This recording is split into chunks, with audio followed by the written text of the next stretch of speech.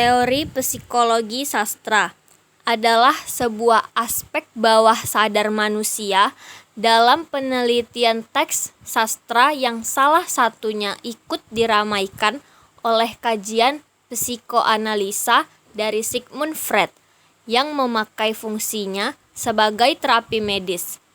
Salah satu penemuan yang dilihat gunanya dalam analisis teks sastra yaitu adanya kehidupan tak sadar pada manusia.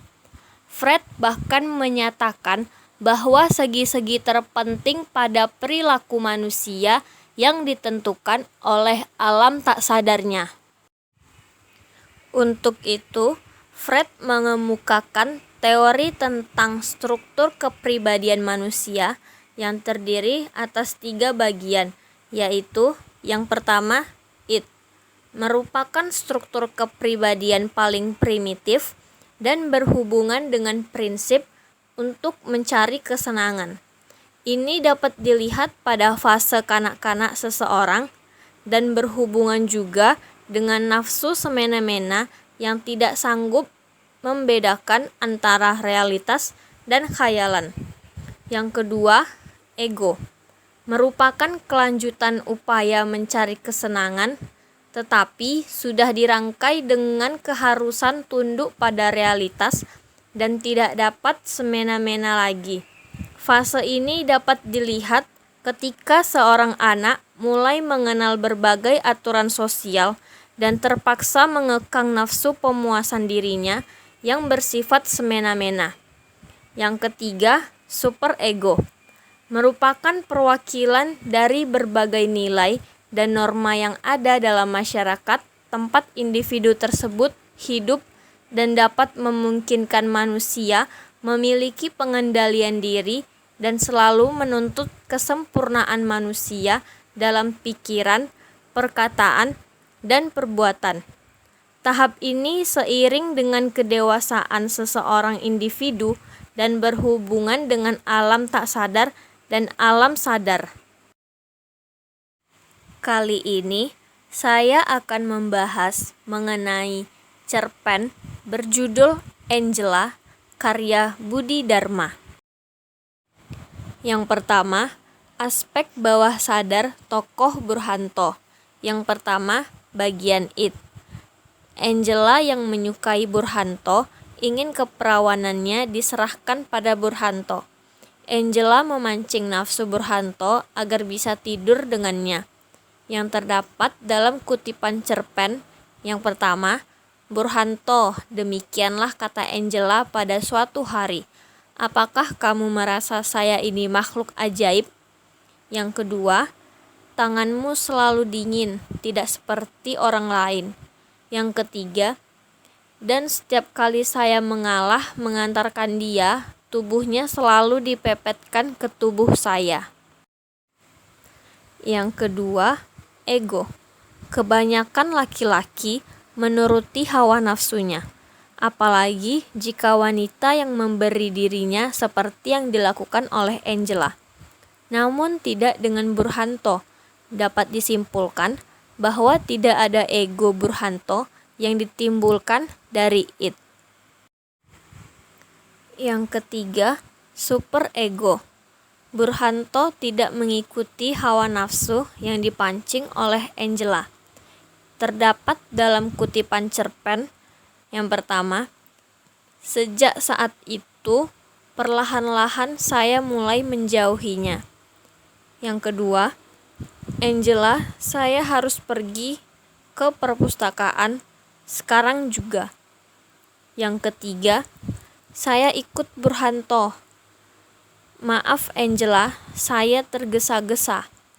Yang keempat, saya diam, berusaha menghindar. Yang kedua, aspek bawah sadar tokoh Angela. Yang pertama, id. Burhanto bertanya pada Angela tentang sebuah makam yang sama dengan nama belakang Angela. Terdapat dalam kutipan cerpen yang pertama, kebetulan di makam itu ada nisan bertuliskan nama Vicario. Yang kedua, pada suatu hari saya bertanya, Angela, pernahkah kamu ke makam dekat Balatin Hall? Yang kedua, ego. Angela merasa tersinggung dan marahlah ia pada Burhanto. Terdapat dalam kutipan cerpen yang pertama, mungkin ada hubungan darah dengan kamu. Yang kedua, kamu jangan meremehkan saya, Burhanto. Kamu kira saya tidak tahu. Di situ terbaringlah sebuah mayat, Vicario namanya. Yang ketiga, peduli setan. Di Spanyol jutaan orang bernama Vicario. Di semua negara Amerika Latin, Vicario bukan nama ajaib. Iblis bernama Vicario juga banyak di neraka.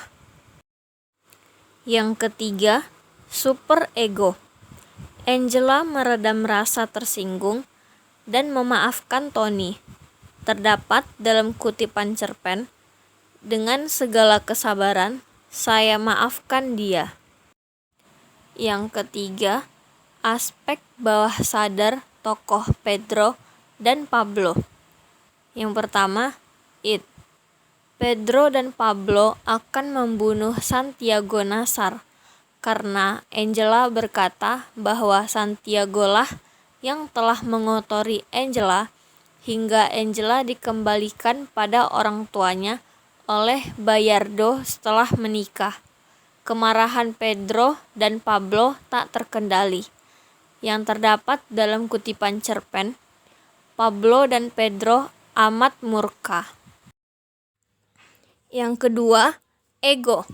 Pedro dan Pablo membunuh Santiago karena murka. Angela mengatakan bahwa Santiago telah menodainya. Terdapat dalam kutipan cerpen, mereka akan menggorok leher Santiago seperti sapi. Keesokan harinya, terdengar kabar Santiago kehilangan nyawa, disembelih bergantian oleh Pablo dan Pedro. Yang ketiga, super ego. Super ego sesuai dengan Pablo dan Pedro dapat meredam emosi mereka dan menyelesaikan masalah ini dengan kekeluargaan. Namun pada akhirnya mereka membunuh Santiago.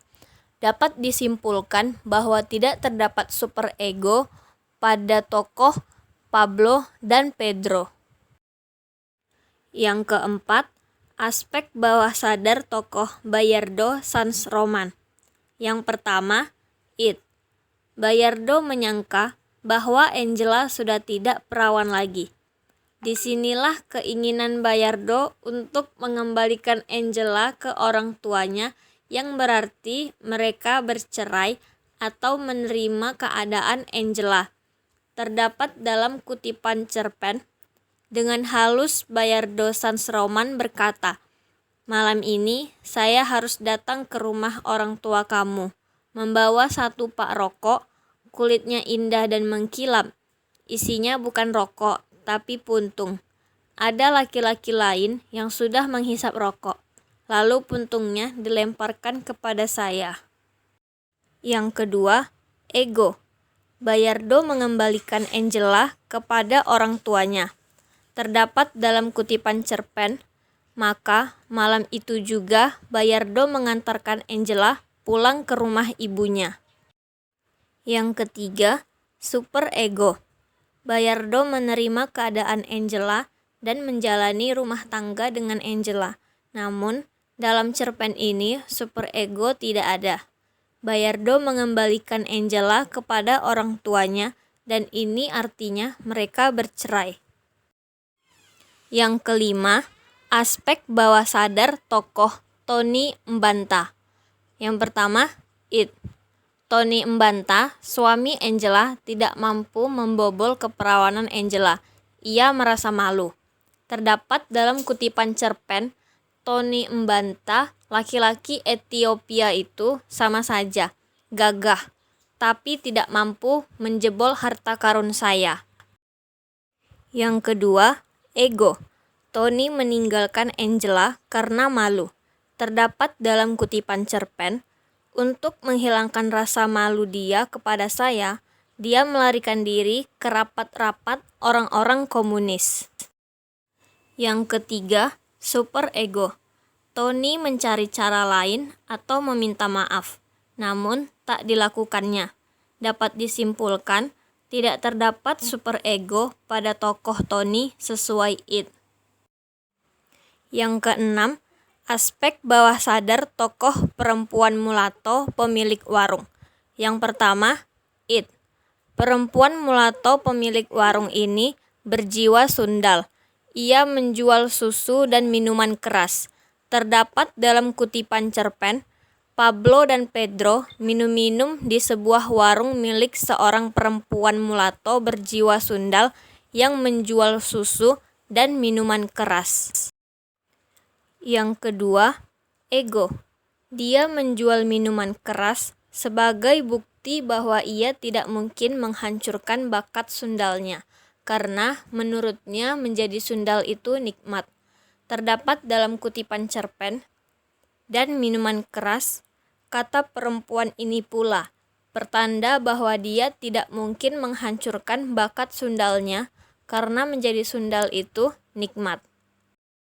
Yang ketiga, superego. Perempuan tersebut walaupun sundal, ia tetap menjual susu sebagai lambang kesucian. Terdapat dalam kutipan cerpen, susu, kata perempuan ini, putih tanda suci. Yang ketujuh, aspek bawah sadar tokoh Hemingway. Yang pertama, It. Hemingway adalah seorang yang terkenal suka memburu dan diburu oleh perempuan. Terdapat dalam kutipan cerpen, Hemingway memang terkenal suka memburu perempuan dan diburu oleh perempuan. Yang kedua, ego. Hemingway yang merasa dia hebat karena sering memburu dan diburu oleh perempuan, dan ia memperlakukan perempuan dengan tidak layak. Terdapat dalam kutipan cerpen, semua perempuan yang diburu diperlakukan sebagai binatang buruan, dan semua perempuan yang tidak diburu mempersiapkan diri untuk memburu. Yang ketiga, superego. Menurut It dari Hemingway ini, tidak terdapat bagian superego. Kesimpulan, dalam cerpen ini, semua tokoh memiliki psikologi aspek bawah sadar. Semuanya memiliki It yang kebanyakan disertai dengan ego. Seperti tokoh Angela sendiri, lebih kuat psikologisnya.